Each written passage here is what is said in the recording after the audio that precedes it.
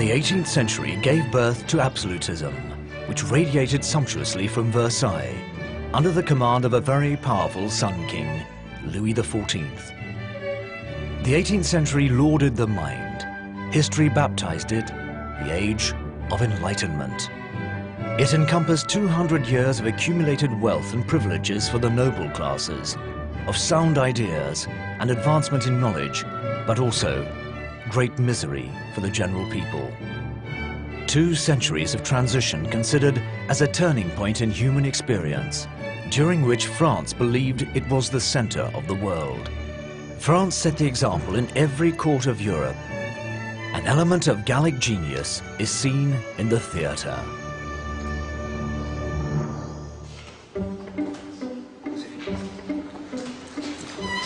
Bon, scène suivante.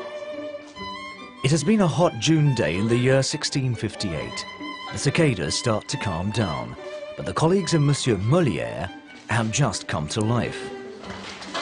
Under the vaults of the castle Cassan, actors from the Oc theatre rehearse a scene from a play by the famous 18th century theatre troupe and actor-manager, author, not yet known as Molière, but simply Jean-Baptiste Poquelin.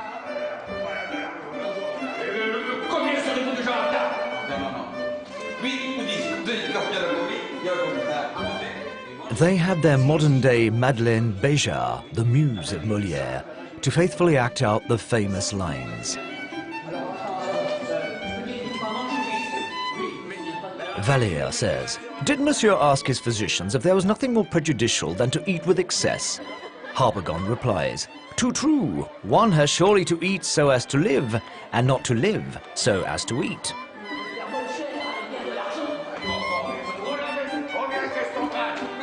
This scene from The Miser will one day become a reference and set standards at the Comédie Française. With this play, Molière described with satirical humour the narrow-mindedness of contemporary people as they face culinary innovations of the time. There was a radical change in cooking practices since spices were discarded for other modes of cooking. This is clearly expressed by a famous French cook of the time, a certain Monsieur François, who published a book in 1651 stating that a vegetable must taste like a vegetable, meat must taste like meat. An enlightened cook should avoid mixing savors. It's very much like our contemporary cooking, when we try to enhance the true texture, aromatic quality of garden vegetables and quality regional products, products such as thyme, watercress, mint. These were widely used.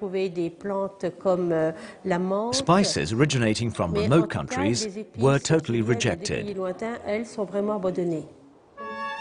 The dictates of the master cook François, in reality a certain Monsieur de la Varenne, became a reference in French cooking. His theory became the standard in kitchens of every great house in France. However, such ideas have not yet reached the hostelry of Bas-Argent in Pézenas, southern France, where Molière's troupe is supping. Here, the meal is far from flamboyant. A simple fish soup, bouillabaisse, will suffice as a true feast. Composed primarily of pieces of sardines, mackerel, cod, and occasionally small cooked mullets, this Mediterranean dish became a tradition for penniless squires and traveling acrobats with a hearty appetite. Living on bouillabaisse after bouillabaisse, water and love, Jean-Baptiste Poquelin, alias Molière, was poor but joyful and an ambitious man. In Pézenas, the Prince de Conti, Molière's patron and friend, supports him. He also expects more. He is certain that Molière's talent will take him to Versailles, allowing him to dine at the table of Louis XIV.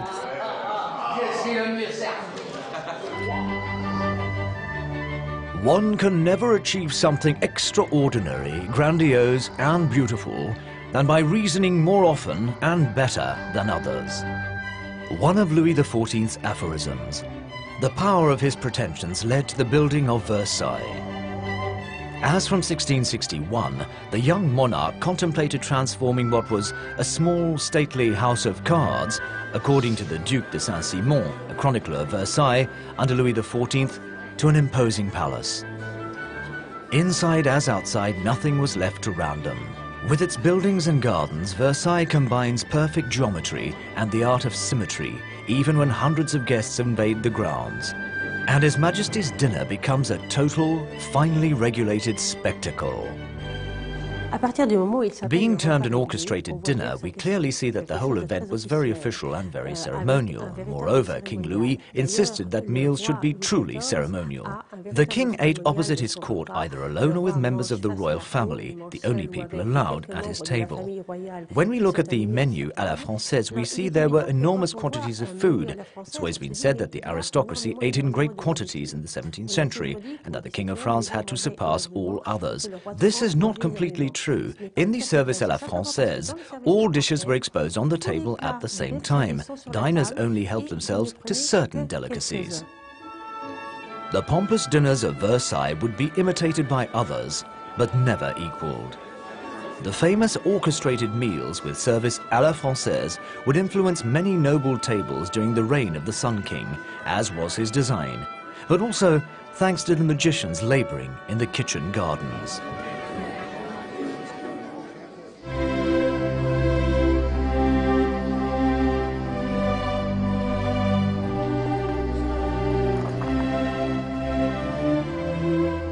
At the time of our ancestors, all parks had their vegetable garden. Such gardens were transformed into parks by our knowledgeable masters.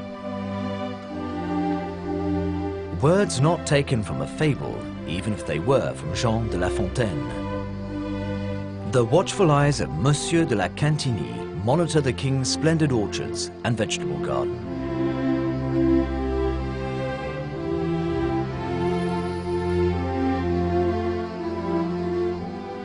In this month of September 1651, La Cantigny presents his horticultural innovations to the head manservant of the king, Nicolas de Bonnefond. He has to be aware of all that His Majesty desires to see in his plate. De Bonnefond notes every remark of the kingdom's principal gardener. Having to write so much, de Bonnefond will become the author of The Delights of the Countryside, a true reference for the gardeners as well as cooks. La Cantigny checks the ripeness of the strawberries for a very special supper tonight. His Majesty is receiving Madame de Maintenon in private. The most recent favorite of the king adores strawberries, hence the king's kitchen must produce such fruit even at the end of September. The kitchen garden and orchards remain above all a true Garden of Eden, alluring to the royal palate of Louis XIV. Among the different products that La Cantigny worked on, there are strawberries, peas, asparagus. These were all products that were particularly appreciated at the court of Louis XIV. But one of the favorite fruit of Louis XIV was figs. And so La Cantigny decided to invest a lot of time, energy, money into the production of figs. More than 700 fig trees ensure the production of black, purple, yellow, violet and green alias angélique varieties of figs. La Cantigny even manages to offer some to the king as of mid-June. In the king's kitchen gardens and orchards, quantity competes with a geometry tested to the extreme. The garden is composed of 16 square plots of vegetables laid out around a large pond. Surrounding the garden behind high walls are 29 closed gardens containing more than 120 varieties of pear and apple trees. They have been planted randomly or for espalier cultivation. Horticulturists, arboriculturists, botanists, nursery gardeners or simple gardeners are commanded by La Cantigny. They use methods that will become standards in gardening. La Cantigny was not so much an inventor as much as a thorough investigator and someone who really tried to perfect the techniques of production of both fruits and vegetables. And when Louis XIV heard of him and brought him here to Versailles, he had the opportunity to work on a much, much larger scale. He used much more glass, in particular in the form of bells that he could place over the plants to protect them from the cold and to heat them up. Also used what's called châssis, which one could be described as window panes that were used much like the bell glasses that to put over the plants and protect them from the cold and to also magnify the heat of the sun.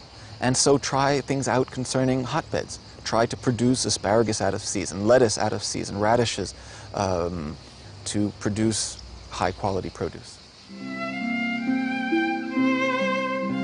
La Cantini works relentlessly up to his death in 1688, taking care that his cultivations are perfect. The progress made in horticulture and arboriculture in Versailles will rapidly be admired and adopted by fellow artisans from afar. La Cantini may have helped the greater population to have access to vegetables, to better vegetables, but not necessarily directly.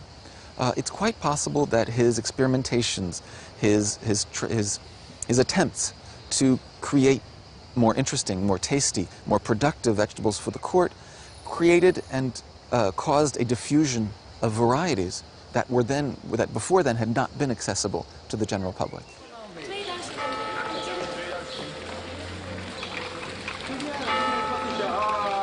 A century later, under the reign of Louis XVI, the passion for natural savors originating from early products and choice fruits lived on.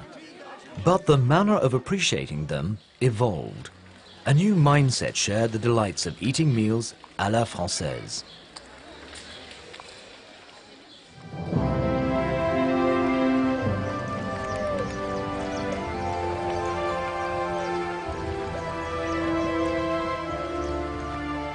In the year 1779, for example, the Décontade family used this banquet method to celebrate the nomination of the elder boy of the family, Erasme Gaspard, as commander of the Royal Artillery. The young officer is an expert swordsman, but also a gourmet.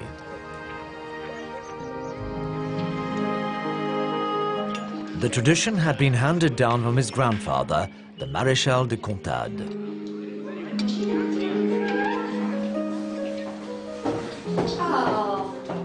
The dining room of Montgeoffroy Chateau has been perfectly preserved and retains its gloss of yesteryear for an intimate supper with only 4 lackeys.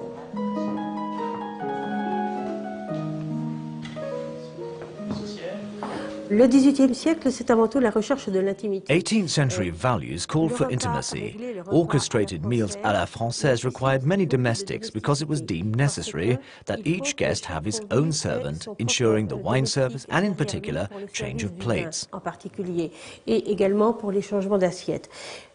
People in the 18th century desired to dine with more proximity, discarding the former tradition, and so they invented the now famous intimate suppers and meals. Meals were now orchestrated with a small bell. Les repas intimes, quelquefois même les repas à la clochette.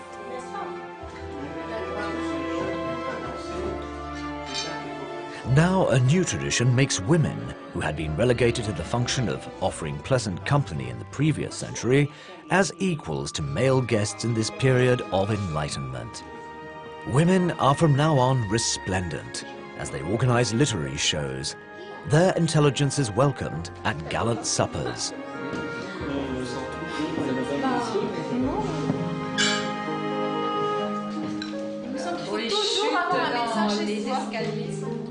And the desire to savor increasingly delicate dishes makes quality dominate the palate at Versailles.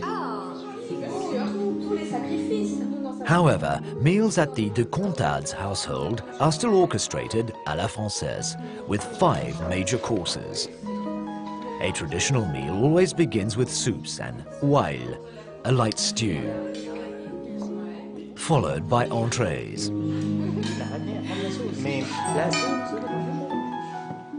The third course consists of a roast.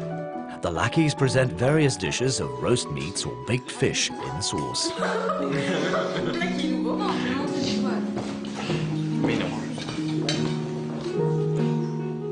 The fourth course consists of the dessert. Hot or cold, they can take the form of various pies, including a fresh vegetable pie. The passion of the elite class for natural savors now includes peas. They have become essential. The success of peas with ladies is such that each year seminaries are organized in their honor. The Marquise de Sévigny wrote, "The saga of peas continues. Good people are impatient for the next meal with peas. Then comes the pleasure of having eaten some, and the joy of eating more at the next meal. These are the 3 points that our princes have been ruminating on for 4 days." Finally, the fifth course. The large dining tables of noble families, to the joy of the ladies, receive desserts, fruits and patisseries. They have been kept in the wings for this moment.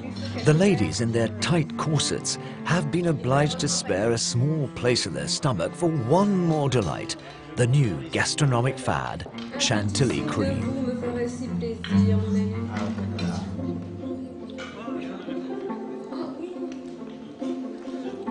Such large and onerous meals make diners thirsty. This evening, an exceptional wine will accompany the desserts, and exceptionally, it can be drunk pure. At the time, most wines were watered down. This is a vin de sable, a true luxury wine produced in the seaside town of Cap-Breton, southwest France. It has a slightly iodized savor of the Atlantic Ocean, helping digestion, it is said, and freeing tongues for conversation. Perfect for Erasme Gaspard de Contade, who seems to want his dinner to go on, prolonging the pleasures derived from such a gallant meal. The following morning, around 7 a.m., some commoners or peasants in the service of the Maréchal de Contade, and therefore little more blessed with fortune, have gathered in the offices of the chateau. They have come to purchase choice leftovers of the banquet the night before for a handful of francs. Stews, roasts, patisseries and fine wines cost a great deal of money. Nothing should be wasted. In all the offices of stately houses, organized trade of leftovers of meals is commonplace. In Chateau Montgeoffroy, the people in the service of the de Contade family manage such goings-on with good humor.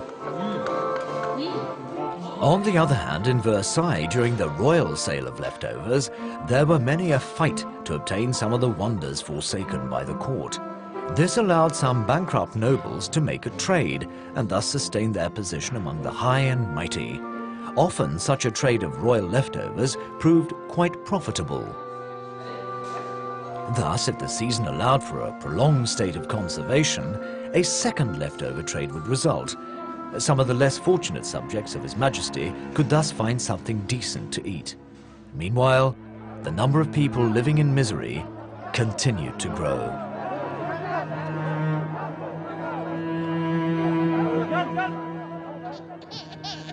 The 17th and 18th centuries marked a period of transition.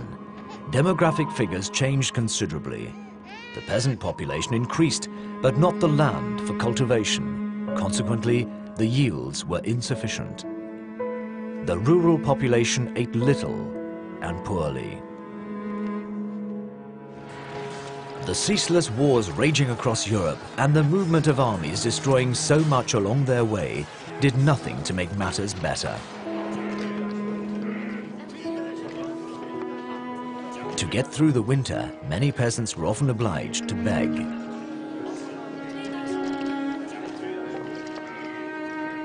With the chronic lack of wheat, bread becomes an unsavory food.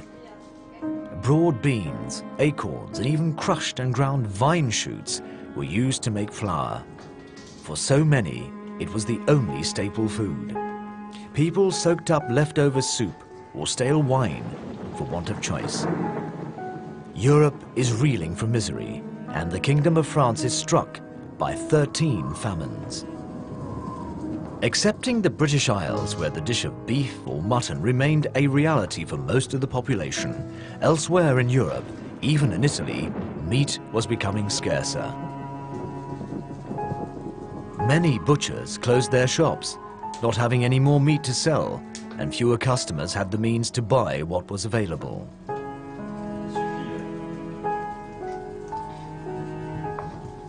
Salvation for Europe came from the Americas. It began with the return of the first conquistadores to Seville in Spain. They had discovered the potato.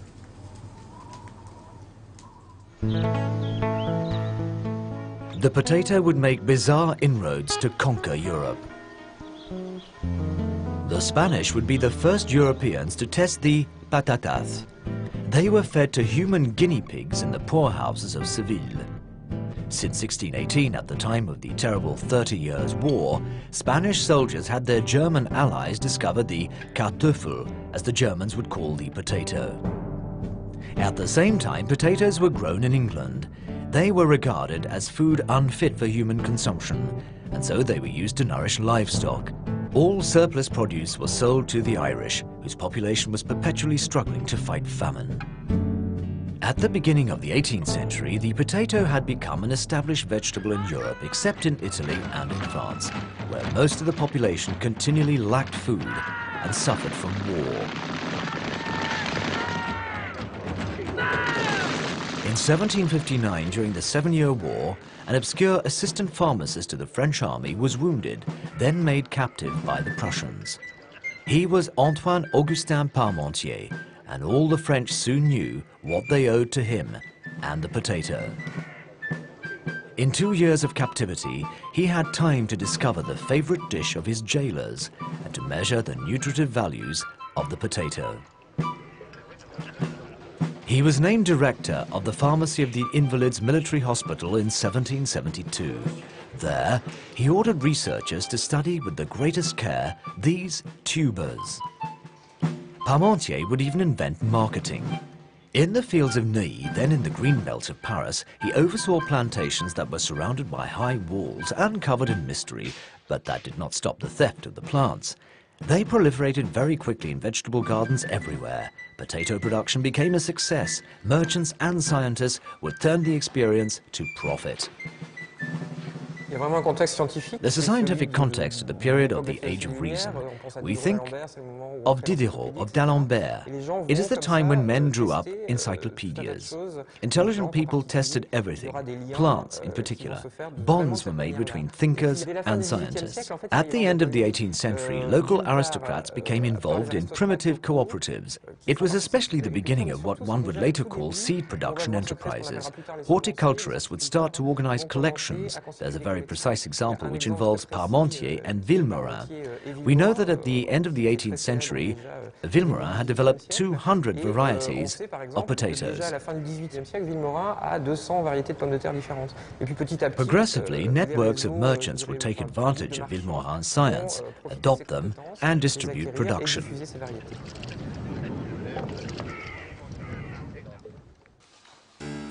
In a handsome club room overlooking the Thames River, these two young lords are totally removed from the concerns of the lower classes concerning their survival. Their passion is simple. They are inveterate card players, and they are subjugated by Faro, a very trendy card game of the time. They bet guineas of gold, which would ensure them of a very good dinner, but the passion for gambling nails them to their chairs. Lord Lyndon wins this round, and his adversary cannot replay. To camouflage his hunger, the losing player orders a slice of ham between 2 slices of bread. The tormented man, who takes the time to taste a glass of Bordeaux all the same, is Lord Sandwich. His name will henceforth be associated with this mode, an ancestor of fast food. The sandwich will invade northwest Europe. Its success will make a junction with another invader coming from southern Europe.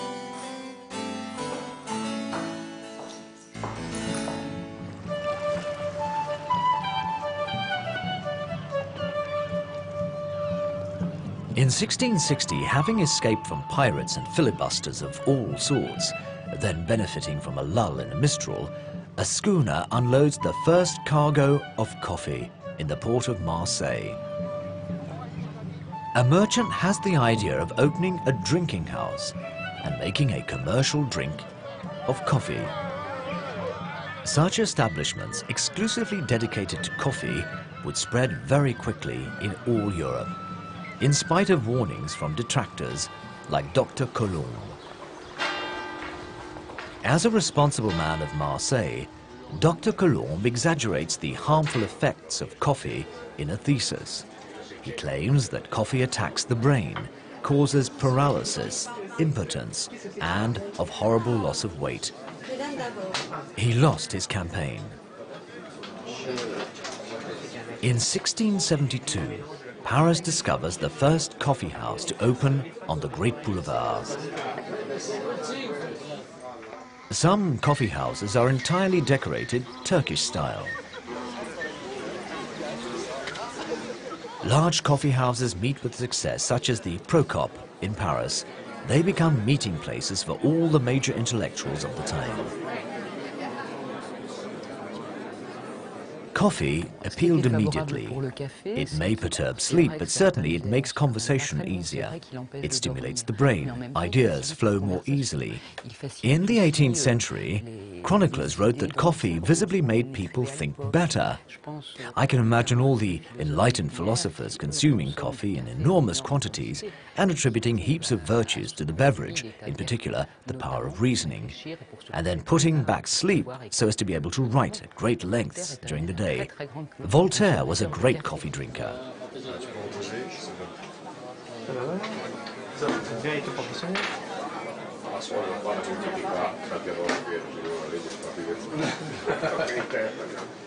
In more popular coffee houses, such as the Coupe Chou in central Paris, the first newspapers appeared, society games were played, and coffee was drunk, infused or filtered.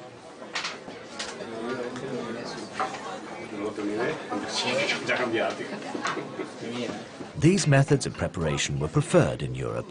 The Middle East and Turkish method were quickly abandoned. Consumption of coffee grew rapidly despite the appearance of a formidable competitor, chocolate.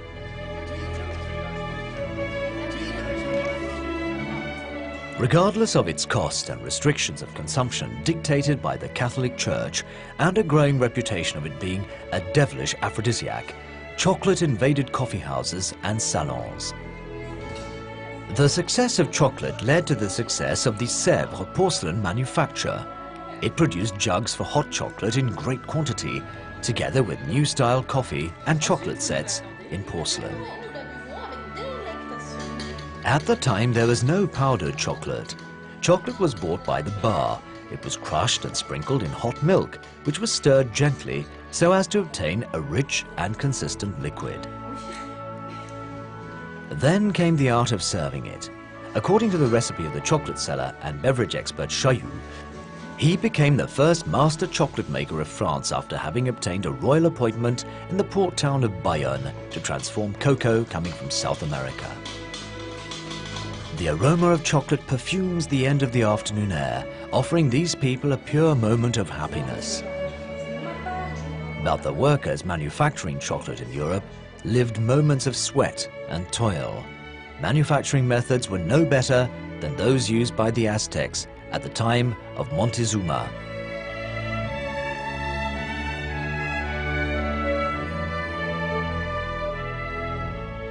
Le chocolat tel qu'on le connaît. Drinking chocolate as we know it, powdered cocoa plus sugar mixed with milk, was brought to Europe from the New World. The equipment to make ground cocoa and to manufacture chocolate was a stone Aztec mill. Behind me is a very good example. It is the oldest process known and was called metate. In fact, this ancient American Indian mechanism was reworked in Europe. Someone in Europe had the idea of placing the stone on a furnace. But how did it work?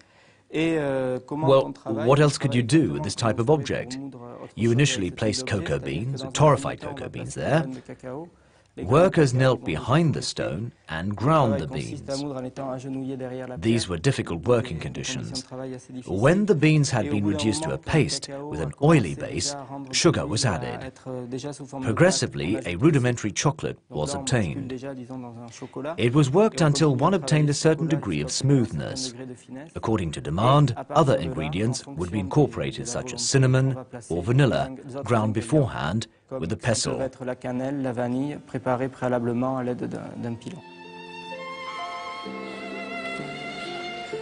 The success of chocolate coincided with the democratization of sugar. After having been available only for the elite to sweeten delicacies going to noble tables, sweetened delights were now to be found on sale in the streets of Paris.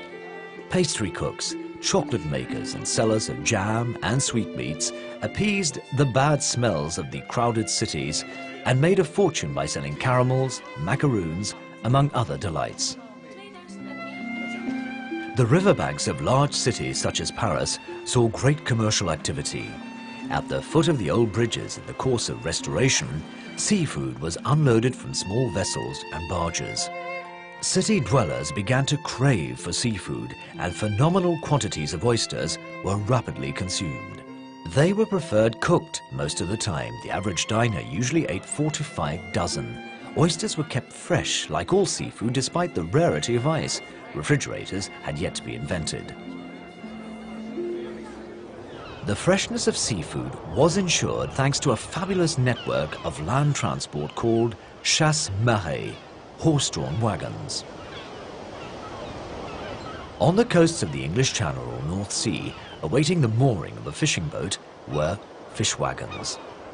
They were ready to engage in a race against the clock. Encyclopedists remained baffled by the phenomenon.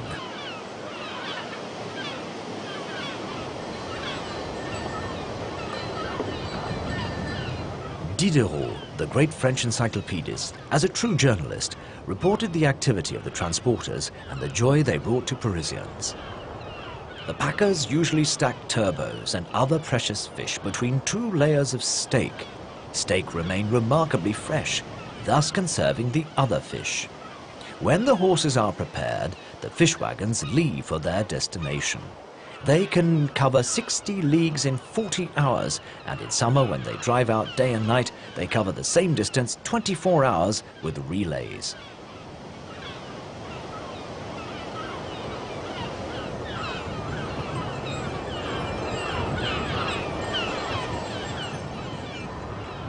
From fish wagon to relay, seafood could get to the capital as soon as possible. Seafood buyers could then obtain remarkably fresh products, ready to eat. The painter Chardin was very inspired by the freshness of skate. He set up his easel at the port of Louvre on the River Seine to execute this painting. It is a source of inspiration for a major contemporary chef.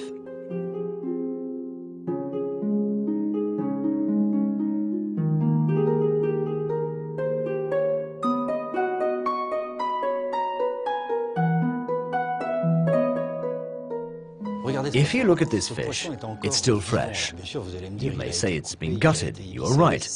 You can see that its flesh is fresh. Skate was very appreciated at the time. It was an easy catch and was then transferred to a reservoir of seawater in a double hold of a boat. Skate is very resilient.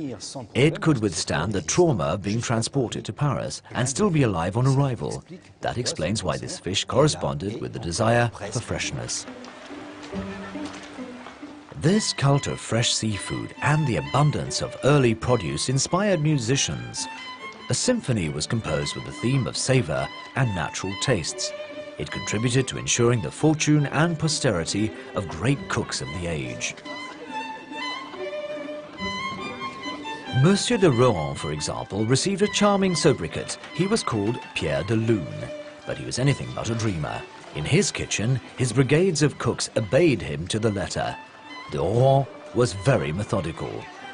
He noted with precision all his creations. He overtly wished to transmit his savoir-faire to those who wished to continue to dazzle the great and the good of this world. De Rohan handed down to us techniques of preparation that are totally valid today. For example, his roux sauce, made of butter and flour and broth, contributing to the success of French cooking over the centuries. His roux sauce was initially made of animal fat. Butter was used later on. The difficulty is incorporating flour and very gently cooking the ingredients to obtain a smooth sauce. This is the contribution of Pierre de Lune to French cuisine, by replacing ground breadcrumbs or almonds as a base to making a sauce. The sautéed flour base was a launching pad for hundreds of sauces as of the late 18th century. In the kitchen of the Château de la Ferté-Saint-Aubin, as in most noble houses of the kingdom, the savoir-faire of Pierre de Lune makes many a diner's dream come true, with his eternally popular beef stew with carrots, or his fritters of violets.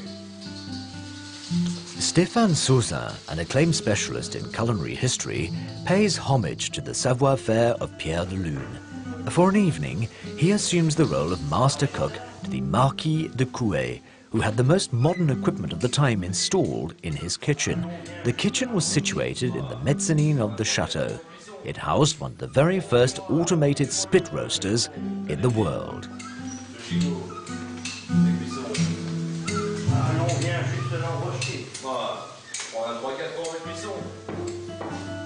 Once wound up, its fully automated mechanism could turn a side of meat over a fire, like this leg of mutton, for half an hour.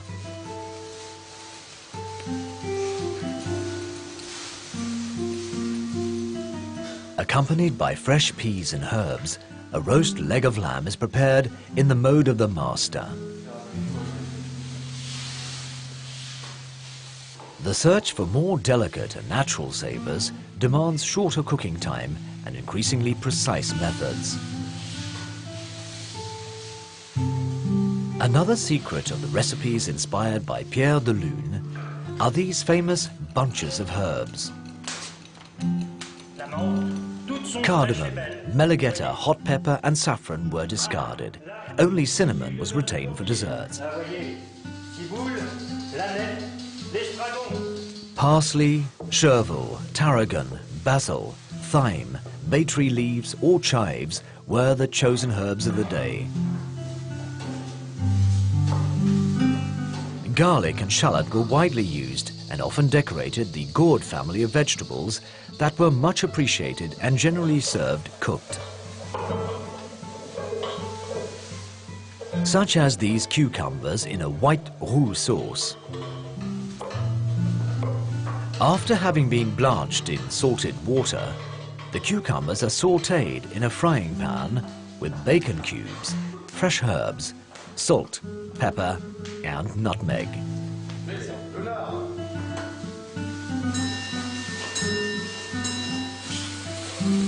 The white sauce is prepared. It is made with egg yolks and a generous amount of cream blended in.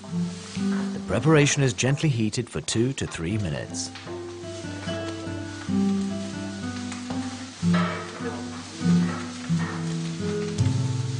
The final touch, according to the humor of the host, is to add a spoonful of vinegar at the last moment to give a slightly acidulous note. The master cook could also concoct a pumpkin with cream of mushroom sauce. This recipe would suffice to allow cucumbers to enter the pantheon of savors. Melons were glorified by generally being poached in red wine.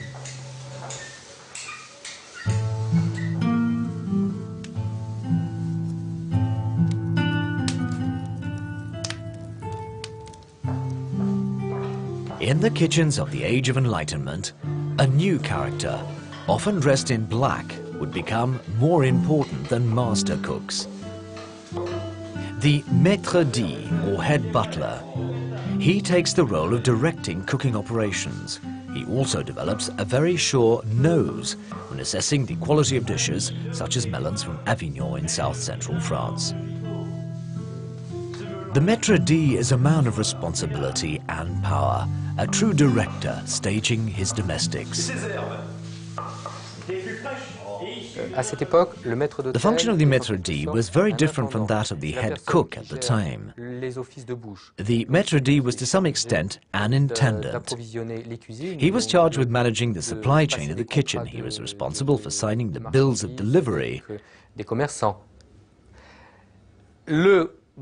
most renowned maître d' in French history was a man called Vatel. He committed suicide because an order of seafood was not delivered on time. It is extremely difficult to cite other names of illustrious maître d's of the period, since we paradoxically have more facts about master cooks and culinary anecdotes than maître d's and their lives.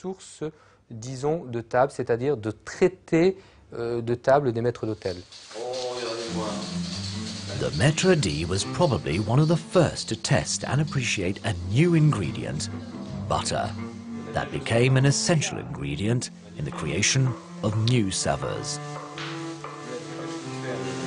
It was delivered in a mound, more or less salted according to conservation needs. Rapidly, it became the central ingredient to use. Butter was responsible for the rise to fame of another significant personality of the art of cooking. It sparked the apotheosis of gourmandise to ending a meal.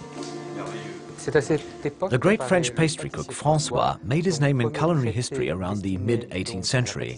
He registered his work in a treatise, the first of its kind, on the art of making pastry, distinguishing itself clearly from other culinary writings of the time. Master cooks and critics concentrated on the science of preparing great pasta, whether salted or sweetened. François set the pace for a new profession and a burgeoning trade, that of the pastry cook. Compared to the trade of pastry cooking of today, past masters of the time experimented with extremely salted recipes. Pierre de Lune had developed a considerable variety of salted or sweetened pastries. A young and as yet promising pastry cook bearing the name of Bailly preferred the recipe for preparing lemon tart. Mettez-moi plus de beurre, que cette pâte soit bien croustillante. As a complement to the usual and generous dose of butter, the refinement of the lemon tart was due to the peel of crystallized lemons or finely cut zest of lemons that lined the pie crust.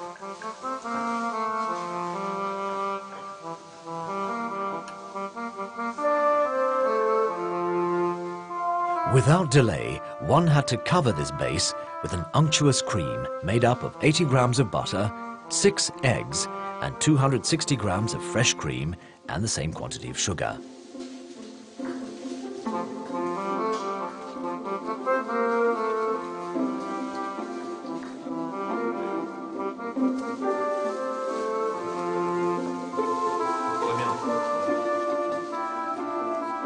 But one could go further.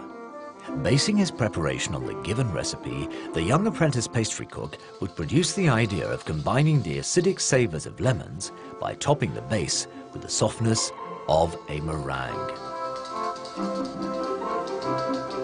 We can thus imagine why the young Bailly was going to become a very famous pastry cook. What an idea, beating egg whites with powdered sugar, then harmoniously laying the mousse on the contents of the tart. 30 minutes in a hot oven and the genial dessert is ready.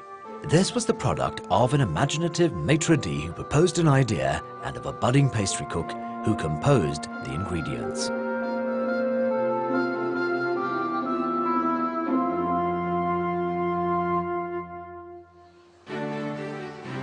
Three centuries later, countless events have changed the face of society, but the Age of Enlightenment still influences many a dining table.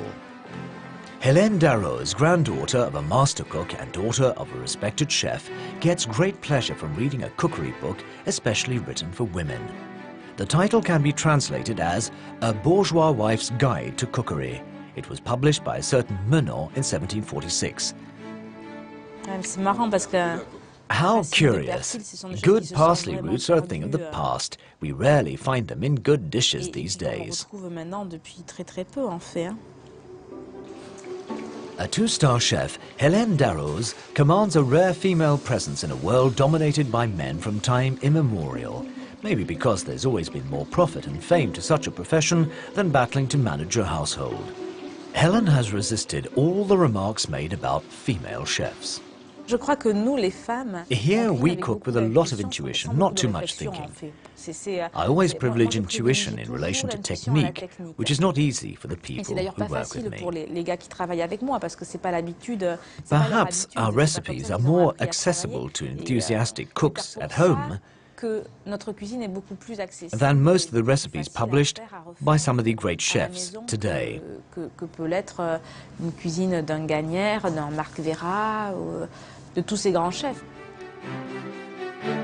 Madame Masterchef has also developed her common sense.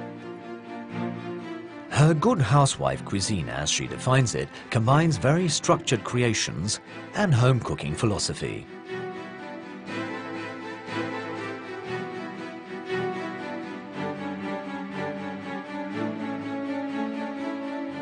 In my cookery book, you can find a recipe for frozen oysters in a green apple jelly, accompanied by foie gras and caviar.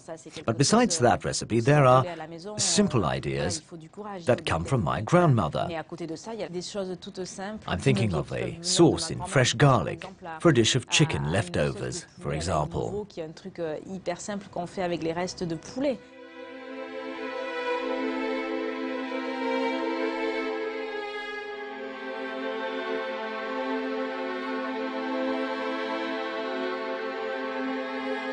Simplicity and talent.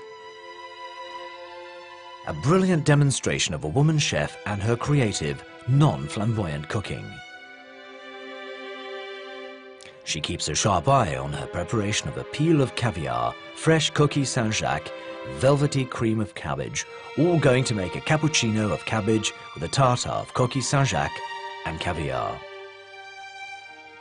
Madame keeps a low profile, akin to the 18th century French humanist philosopher Jean-Jacques Rousseau, who said that the soul of a gourmand is in his palate.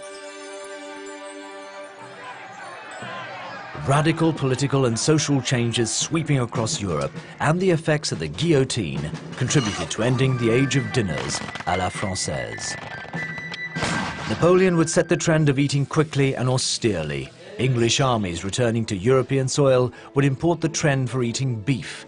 The bourgeois class would adopt the Russian taste for eating preserves. Revolutionary times would also devastate eating traditions. But coffee houses, the tradition of dining out in restaurants, and the art of preparing sumptuous sauces to accompany the main course, legacies from the Age of Enlightenment, would survive.